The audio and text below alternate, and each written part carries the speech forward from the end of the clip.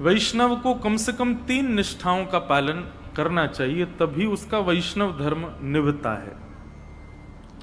सबसे पहला नाम निष्ठा, ठाकुर जी के नाम के प्रति निष्ठा। नाम जप नित्य किया करें। बंधुओं, कई लोगों को नाम जप में आलस्य आता है, नाम जप में उनको मन नहीं लगता, रुचि नहीं होती। पर सदा याद रखें कि नाम औषधि है। जो काम ठाकुर जी भी नहीं कर पाते वो नाम करता है। कोई पूछे कि ठाकुर जी कहां से प्रकट हुए, तो भगवान को प्रकट नाम ने ही किया है। ठाकुर जी नाम के बिना प्रकट नहीं होते। मैं कथाओं में कहा करता हूं, जिसने गाया उसी ने पाया ठाकुर जी को। जो गाता नहीं है ठाकुर जी को, वो पा नहीं सकता। आप लोग कहें कि हमको सेवा में बहुत सुख मिलता है, हमसे परिक्रमा लगवा लो, कथा सुनवा लो। अच्छा, एक और बात है कि अगर आपकी नाम में रुचि नहीं है ना, तो बाकी के सारे क्रम जो आप करेंगे उसमें आप कोई ना कोई अपराध जरूर बनेगा आपसे। नाम अपराध मुक्त करता है। क्योंकि बहुत बड़ी बात है कि जब आप ठाकुर जी का नाम गाते हैं ना, तो स्वयं श्री जी आकर के आपके सब अपराधों को क्षमा करने का पूर्ण प्रयास करती हैं। एवं श्री जी की कृपा से आपसे फिर अपराध नहीं बनता, सेवा का या जो भी अपराध के नियम हैं वो सब अपराध नहीं बनते। श्री जी का नाम गाते हैं तो फिर ठाकुर जी पूरी जिम्मेवारी रखते हैं कि भाई ये नाम गाता रहे, उसके लिए इसके जितने भी अपराध इससे बनते हैं वो सब संभालो, इसकी बुद्धि सुदृढ़ करो। नाम का बहुत महत्व है,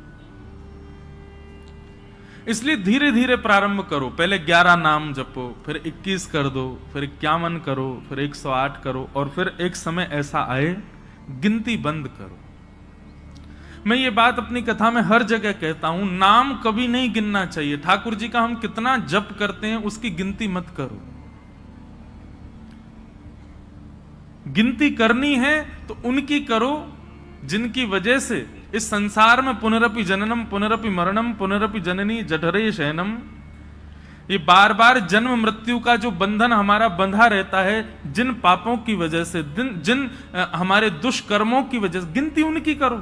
मानव का स्वभाव है, वो दूषित कर्मों को छुपाता है, अच्छाइयों को प्रकट करता रहता है। उल्टा होना चाहिए। अपने द्वारा किए गए श्रेष्ठ कर्मों को छुपाइए। नाथ द्वार दर्शन करके आए तो तब तक चैन नहीं पड़ेगा जब तक आप 10 लोगों को बता नहीं दो हम नाथ द्वारा गए। वृंदावन गए, वृंदावन में जाकर के संतों को भोजन कराया तो तब तक चैन नहीं पड़ेगा जब तक पूरे व्हाट्सएप के ग्रुप उन सब में भेज नहीं दो वृंदावन में हमने संत सेवा करी। कभी किसी का हृदय दुखा करके व्हाट्सएप पे मैसेज भेजते हो, बोल मैंने इतने लोगों का आज हृदय दुखाया। आज पत्नी को बहुत सुनाई मैंने, वो बेचारी रो रही है, ये किसी को बताते हैं हम? नहीं। मैंने पड़ोसी के साथ में दूषित कृत्य किया, उसके साथ गलत किया, उससे ईर्ष्या करी। इन सब का प्रकाश नहीं करते, इन सबको छुपा के रखते हैं। हम प्रकाश करते हैं अपनी योग्यताओं का, कभी नहीं। ये बात हम इसलिए कह रहे हैं, हमसे मिलने भी आते हैं लोग, अब भीड़ इतनी होती है तो एक सेकंड में भी व्यक्ति को यह लगता है कि मैं बता दूं। आप मिलने आते हैं, आपसे ज्यादा उत्सुक मैं होता हूं आपसे मिलने के लिए, लेकिन एक क्षण के समय में भी आप जब ये बता देते हैं, महाराज जी मेरा इतना नाम जप रोज होता है, महाराज जी मैं इतनी घंटे सेवा रोज करता हूं, मुझे रात्रि स्वप्न में ठाकुर जी दिखते हैं। क्यों? एक बात सदैव याद रखिएगा, भक्ति यदि पूर्ण रूपेण आपके चित्त में आएगी तो आप प्रकाश करने से बचोगे, आप उसका प्रकाश नहीं करोगे, उसको गोपनीय रखोगे। और एक बात कहें, जब आप अपनी प्रेम लक्षणा भक्ति को गोपनीय रखते हैं तो आपके मुख की आकृति प्रकाश करती है, आपको बोलने की आवश्यकता नहीं है।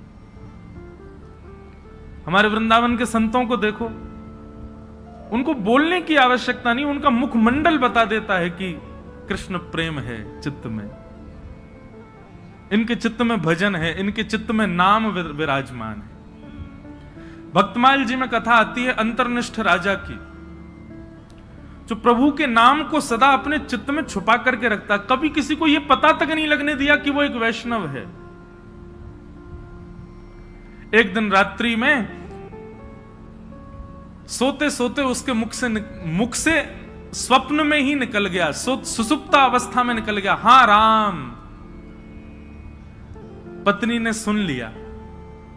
प्रातःकाल जब बेला हुई, पत्नी ने पूरा घर सजाया, ढोल नगाड़े डुमडुमियां बज रही हैं, मंगल बाजे बज रहे हैं। राजा उठ करके आश्चर्यचकित हो गया, इतने मंगल गान क्यों हो रहे हैं।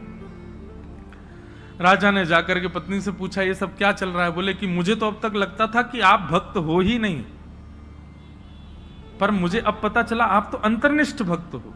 आप तो अपने चित्त में नाम को छुपा करके रखते हैं, कभी प्रकट नहीं। अरे इतने वर्ष ब्याह को हो गए, मुझे आज तक नहीं पता चला कि आप भक्त हो। राजा बोला, तो हां तो मैं भक्त हूं ही नहीं। बोले कि रहने दीजिए, झूठ मत बोलिए। कल रात्रि स्वप्न की अवस्था में, सुसुप्ति अवस्था में आपके मुख से निकला हा राम। अनकॉन्शियस स्थिति में, बहुत ध्यान से सुनना, आप कैसा बर्ताव करते हो, क्या बोलते हो, वो बताता है कि आप वैष्णव हो कि नहीं। आपका बुद्धि विवेक सब बिल्कुल संयमित है और उस समय आप भक्ति भाव में रहो, ये सामान्य बात है। लेकिन कभी ऐसी स्थिति आ जाए जहां पर आपको यह भी नहीं पता कहां क्या करना है, कैसे करना है, क्या क्या मुझे होना चाहिए, ऐसे अनकॉन्शियस जब हो जाओ, तब आपके मुख से जो निकलता है उससे पता चलता है कि आप कौन है। अंदर जो है वो वास्तविक तभी निकलता है, और विशेष रूप से निद्रा की अवस्था में। निद्रा की अवस्था में बंधुओं, नाम जब अपनी तीव्रता में पहुंच जाता है ना, तब व्यक्ति निद्रा में भी, जब जैसे अंगड़ाइयां लेते हैं या फिर हम करवट बदलते हैं तो मुख से स्वर निकलता है। लेकिन नाम जब अपनी तीव्र अवस्था में पहुंच जाता है तो निद्रा में भी श्री राधा, राम, कृष्ण, ये नाम ही प्रकट होता है मुख से। ऐसी स्थिति हो जाती है तन की। उस अंतर्निष्ठ राजा को जैसे ही पता चला कि मेरे मुख से राम नाम निकल गया, पत्नी से बोला, देवी अब तुम राजपाट संभालो और सब संभालना, अब मैं जीवित नहीं रह सकता। पत्नी बोली, क्यों? बोले, मैंने सदा जिस नाम को छुपा करके चित्त में रखा, अपनी पत्नी तक को नहीं पता चलने दिया, वो नाम जब मेरे मुख से निकल गया, मतलब मेरे तन का त्याग नाम ने कर दिया, अब मैं जीवित कैसे रह सकता हूं। प्राण रूप मान करके मैं नाम को अपने हृदय में छुपा करके रखता था, अब वही निकल गया तो मैं जीवित कैसे रहूं। और ऐसा कहते ही तत्क्षण राजा ने अपने प्राण त्याग दिए। इतना बलवान है नाम। तो वैष्णव की प्रथम निष्ठा होती है नाम निष्ठा। आज मुझसे किसी ने प्रश्न किया, नाम जपने की विधि क्या है? ये विधि विधान जो होते हैं ना, ये श्लोकों के लिए होते हैं, मंत्रों के लिए होते हैं, नाम के लिए कोई विधि नहीं है। जपात सिद्धिर, जपात सिद्धिर, जपात सिद्धिर न संशय। उठते बैठते खाते पीते हंसते हर समय जपते रहो। नाम है ठाकुर जी का। आपका गुरु मंत्र जो है, गुरु श्लोक, गुरु मंत्र जो आपको मिला है, या द्वादशाक्षर मंत्र है, जो मंत्र की विधि है, उसके लिए तो आपको आसन चाहिए, स्वच्छता चाहिए, एक जगह बैठना, मन एकाग्र होना, ये सब चाहिए। पर नाम तो आप हर समय जप सकते, हर समय हर क्षण। तो वैष्णव की सबसे पहली निष्ठा है नाम निष्ठा। इसलिए नाम को प्रारंभ कीजिए। अच्छा, नाम के प्रति 2-3 बातें ध्यान रखिएगा। नाम जपना भी एक सेवा है, और जैसे मंदिर की ठाकुर जी की सेवा है ना, उसमें अपराध नहीं होना चाहिए, उसमें लगन होनी चाहिए, उसमें तत्परता होनी चाहिए, उसमें स्वच्छता, शुद्धता और हृदय में प्रसन्नता होनी चाहिए। ठीक वैसे नाम भी एक सेवा है। जब आप कृष्ण बोलें तो आपके चित्त में त्रिभंग लली, वरहा पीड़म नटवर वपुः कर्णयो कर्णकारम, कस्तूरी तिलकम ललाट पटले वक्षस्थले कौस्तुभम, नासाग्रे वर मुक्ति कंतर तले वेणु करे कंकणम सर्वांगे हरिचंदनम सुललितम कंठे च मुक्तावली गोप स्त्री परिवेष्टितो विजयते गोपाल चूड़ामणि। कृष्ण कहते ही आपके चित्त में गोपाल जी प्रकट हो जाएं, उनके मधुर रूप का दर्शन होने लग जाए। श्री राधा कहते ही अति सुकुमारी अति सुकोमला हमारी वृषभानु नंदिनी किशोरी जी की झांकी आ जाए, और फिर उस नाम को ही कभी इत्र मान करके, उस नाम को ही पंचामृत मान करके, उस नाम को ही वस्त्र मान करके, उस नामी की ही श्रृंगार करो, सेवा करो, माला पधराओ, सुंदर नाम से ही आरती करो, नाम का ही प्रसाद भोग अर्पित करो। इस प्रकार नाम से निष्ठा से सेवा होती है। केवल ये माला फेरना और जप पूर्ण करना, अपनी संख्या पूर्ण करना नाम जप नहीं होता है। चित्त में एक कुंज का निर्माण करो, सुंदर यमुना जी बह रही हैं, सुंदर हरे भरे वृक्ष हैं, पीछे सुंदर सुंदर गिरी कंदरा दिख रही हैं, बीच में एक सेज सजी है, उस सेज पर हमारे श्याम सुंदर विराजे हैं और नाम चल रहा है। नाम वृक्षों में भी दिखे, नाम सेज पर भी दिखे, नाम यमुना जी में भी दिखे, नाम पीछे के सुंदर गिरी कंदरा में भी दिखे, और नाम ठाकुर जी में भी दिखे। पर उसी नाम के जल से ठाकुर जी को अभिषेक कराया, उसी नाम के जल से ठाकुर जी को प्रक्षालन किया, उसी नाम के जल से, उसी नाम से ठाकुर जी को वस्त्र धारण कराया, उसी नाम से इत्र धारण कराया, उसी नाम से प्रसाद, उसी नाम से ही ठाकुर जी को आरती, और उसी नाम से बलैया। ऐसी पूरी एक सेवा की विधि है। उस सेवा को मानसी रूप में करते हुए नाम जप करना, ये नाम निष्ठा है। ऐसे नाम जप होता है। नाम जप का दूसरा रूप, आज जितना हुआ है कल उससे अधिक होना चाहिए। अगर नाम जितना आज है कल भी उतना ही है, और बल्कि परसों कम और हो गया, तो इससे नामापराध होता है। नाम बढ़ना चाहिए, नाम बढ़ाओ। नाम के प्रति दूसरी भावना, कोई यदि आपसे पूछे कि आप क्या जपते हो, तो पहले परख लीजिए। यदि वो अधिकारी हो तो ही बताइए, नहीं तो उसके सामने प्रकाश करने की आवश्यकता नहीं है। अपने आप को ऐसा बता दो, नाम तो कुछ करते नहीं, महासंसारी हैं हम, तो पापी पामर जीव हैं। अपने आप को मत दिखाइए कि आप नाम जापक हैं। कोई यदि पूछे और लगे कि हाँ ये वैष्णव है, कोई गुरुजन पूछे, हम पूछ लें, हम तो वैसे हम भी संसारी हैं, हम पूछे तो मत बताओ। कोई संत पूछे, कोई महापुरुष पूछे, कोई वैष्णव पूछे, तो उनको उजागर करो। सबके सामने उजागर नहीं। यहां लोग बताते फिरते हैं कि हम कितना नाम जप कर रहे हैं, क्यों नहीं, ये नामापराध है। सबके सामने अपने नाम का प्रकाश मत करो। भाई, अगर किसी भाव से आपका प्रेम बढ़ रहा है, उस भाव को गोपनीय रखो ना, उसको प्रकाश करने की आवश्यकता क्या है। तो नाम में इस बात का ध्यान रखें कि अगर कोई व्यक्ति अयोग्य, किसी को मत मानो, लेकिन यदि आपको अनुभव हो जाए कि ये वैष्णव भाव में नहीं है, बस ऐसे ही चलते फिरते पूछ रहा है, तो उसके सामने अपने आप को मूर्ख ही घोषित करो। ये मत बताओ कितना नाम जपते, नहीं तो नामापराध होता है। तो सबसे पहली वैष्णव की निष्ठा होती है नाम निष्ठा। वैष्णव की दूसरी निष्ठा होती है तुलसी निष्ठा। उसके तन पर यदि तुलसी स्पर्श नहीं है, तो ठाकुर जी उसके हाथ से सेवा तो बहुत दूर की बात है, जल भी स्वीकार नहीं करेंगे। इसलिए आपके तन पर तुलसी स्पर्श होना बहुत आवश्यक है। यह वैष्णव की दूसरी निष्ठा है। कई लोग पूछते हैं तुलसी धारण करने के लिए, आप लोग धारण कर लीजिए, लेकिन उसके बाद लोग पूछते हैं महाराज जी, अगर हम तुलसी धारण कर लें और कहीं कुछ खाना पाना हो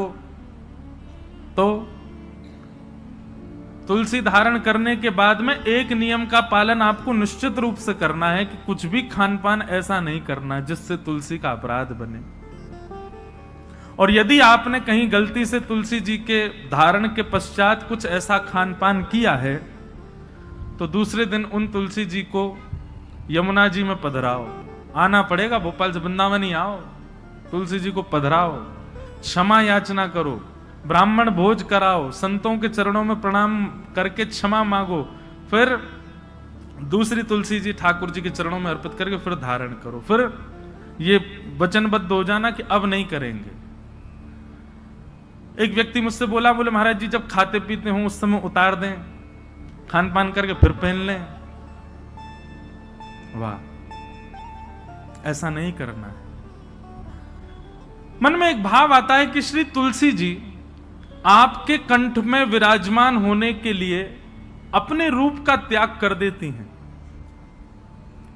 वो एक पौधे के रूप में होती हैं, वृक्ष के रूप में होती हैं। ठाकुर जी को सुख देने के लिए नवीन नवीन अपने अंदर पत्रों को प्रादुर्भाव करती हैं, ठाकुर जी की सेवा में जाएंगे।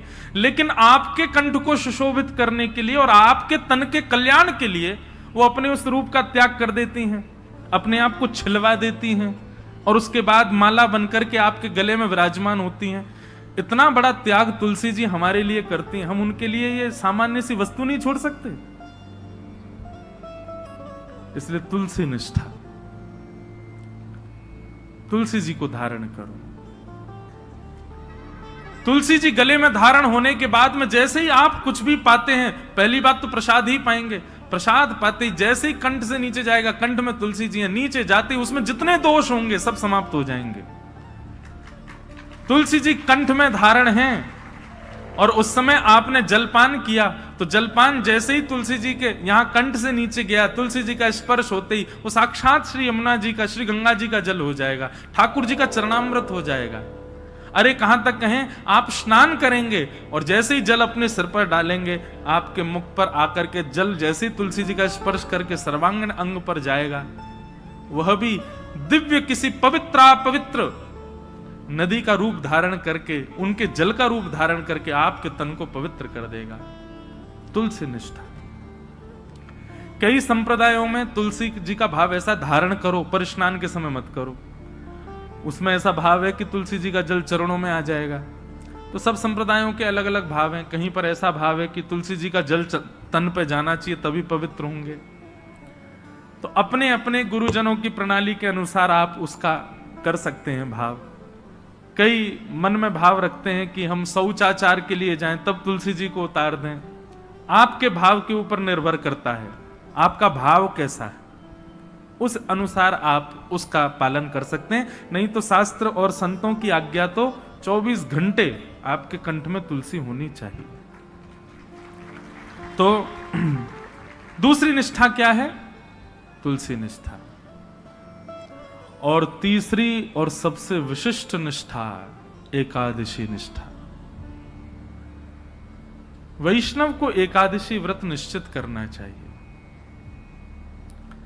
एकादशी के दिन अन्न में पाप का निवास होता है और उसके कारण एकादशी के दिन, अब यहां पर भी एक बात आ जाती है, भाव की बात आती है। देखो, भाव प्राधान्य जब हो जाती है ना बात, तो फिर वहां पर नियम नहीं चल पाते। बहुत ध्यान से सुनिए सब लोग। अब हमारे राधा वल्लभी है और हमारे हरिदासी वृंदावन के, वहां पर अधिकतर एकादशी नहीं मानी जाती। क्यों? उनका भाव ऐसा है कि भाई ठाकुर जी का भोग है, कल हमने ठाकुर जी को भोग लगाया, वो अन्न था जिसको हमने भोग लगाया, प्रसाद बन गया। अब आज एकादशी है, हम उस प्रसाद में फिर ये कर रहे हैं कि नहीं आज एकादशी, आज तो हम उसको पा ही नहीं सकते। तो ठाकुर जी का भोग, उसमें एकादशी पर अन्न कैसे हो सकता है? हम प्रसाद को अन्न कैसे मान सकते हैं? इसलिए कहीं ये भाव उत्पन्न ना हो, इसलिए कई हमारे आचार्य चरणों की प्रणाली में भाव से एकादशी का नहीं नियम माना जाता। पर आजकल के मॉडर्न जमाने में करवा चौथ भी नहीं रखती कई माताएं। क्यों? अरे मेरा ब्याह हुआ, मेरा पति इतना फल फूल रहा है, उसके लिए मैं भोजन क्यों त्यागूं? मैं तो खूब रज रज के पाऊंगी इसलिए माताएं पाती हैं। देखो कितना भी आप पाओ, लेकिन जब करवा चौथ के दिन कोई मां कोई बहन अपने पति के लिए व्रत करती है, तो एक दिन के लिए किया गया व्रत वो शोभनीय लगता, सुंदर लगता, उसमें कोई पीड़ा नहीं, सबको अच्छा लगता, बल्कि माताएं सौभाग्य मानती हैं कि हम व्रत करें। और आजकल तो भाई लोग भी करते हैं पत्नी के लिए। अच्छा है, आप लोग ज्यादा एक्सपीरियंस्ड हो, हमको नहीं पता, लेकिन हमारे लिए तो भैया एकादशी जो है ना, हमारे प्रियतम के लिए ये करवा चौथ का व्रत है हमारा। हम अपने श्याम सुंदर रूपी प्रियतम के, अच्छा लोग कहते हैं आयु बढ़ती आदि आदि, जो भी कुछ भी बढ़े ना बढ़े, लेकिन हाँ करवा चौथ का व्रत जब मां करती है तो उसका अपने पति के प्रति प्रेम बढ़ता है। पति को भी लगता है अरे मेरे वजह से बच्चा भूखी प्यासी बैठी सुबह से। भाई सेक्रीफाइस जो होता है ना, ये प्रेम में बहुत आवश्यक है। और अन्न जो है ना, ये हमारे प्राणों को धारण करता है। अगर हम उस अन्न के प्रति एक दिन का सेक्रीफाइस करते हैं तो उसमें कौन सी बड़ी बात है। और भाई ऐसे सेक्रीफाइस यदि अगर रोज करो, सब जानते हैं एकादशी कैसी होती है, कुटू की पकौड़ी, कुटू की कचौड़ी, समा के चावल, मखाने की खीर अगर व्यक्ति एकादशी वाला फलाहार नित्य करने लग जाए तो 7 दिन में 5 किलो वजन बढ़ जाए उसका। आप बाकी के दिन इतना नहीं पाते जितना एकादशी, और एकादशी के दिन तो कई लोगों को वैसे तो 3 बार पाएंगे, नाश्ता, भोजन, रात्रि भोजन। एकादशी के दिन 6 बार पाते हैं। बोले हमारा व्रत और है, बार बार कहते और है इस बात को, व्रत है आज हमारा। सब बातों की बात एकादशी करनी चाहिए। और उसके पीछे भाव क्या है, हम अपने प्रियतम के लिए बस हमारा भक्ति में प्रेम बढ़े, हमारी प्रेम लक्षणा भक्ति बढ़े, हमको वो और प्रिय लगे, उसके लिए हम व्रत कर रहे हैं। अन्न जल का त्याग करके, फलाहारी होकर के व्रत कर रहे हैं। पर हम एक बात आपसे निवेदन करें, एकादशी में कुछ चीजें और मिलाइए। व्रत का मतलब क्या होता है, हमने एक पर्टिकुलर वस्तु का त्याग कर दिया। पर एक बात मेरे मन में कभी कभी आती है कि अन्न का त्याग करना कोई बहुत बड़ी बात नहीं है। आजकल के बच्चे सो करके उठते 12 बजे हैं और 12 बजे उठते हैं तो फिर भोजन पानी उनका ऐसे ही अस्त व्यस्त ही रहता है। आजकल के बच्चे एक समय ही भोजन कर लें वही बहुत है। तो भोजन का त्याग करना कोई बहुत बड़ी बात नहीं है। कई लोग बिना भोजन के भी निकल जाते हैं, बिना भोजन के भी रह लेते हैं। ये उस समय बड़ी बात थी जब और साधन नहीं थे, जब हमारे पास में टीवी नहीं था, हमारे पास में फोन नहीं था, इंटरनेट नहीं था, ये सारी आधुनिकताएं नहीं थी। तब मानव का एक ही काम था, काम करो भोजन पाओ, काम करो भोजन पाओ। भोजन ही सब कुछ होता था। उन कालों में उस भोजन को त्यागने के लिए व्रत की विधा बनाई गई। पर आज वास्तव में व्रत उस वस्तु का होना चाहिए जिसके बगैर आप एक क्षण नहीं रह सकते। उस वस्तु का व्रत होना चाहिए। तो कई बातें हैं। एकादशी में 2-3 चीजें जोड़िए। अब आज की तो निकल गई, अगली एकादशी आवे तो जैसे जो आपका अवगुण है, जैसे कई भाई लोगों को, कई लोगों के अंदर अवगुण आ जाता है, कुछ खान पान का अवगुण हो, स्वभाव व्यवहार का अवगुण हो। सब जानते हैं कि मेरे अंदर अवगुण क्या है। मुझे क्रोध बहुत आता है, मुझे इसके प्रति ईर्ष्या होती है, मुझे ऐसा लोभ होता है, मुझे इसके प्रति मोह है। ये जो आपकी दूषितताएं, उनका व्रत कीजिए। सावधानी से सुनो, सब लोग इधर देखो, कथा सुनो। अपनी दूषित वस्तु जिसके बगैर आप एक क्षण नहीं रहते, उसका त्याग कीजिए, तब व्रत माना जाएगा।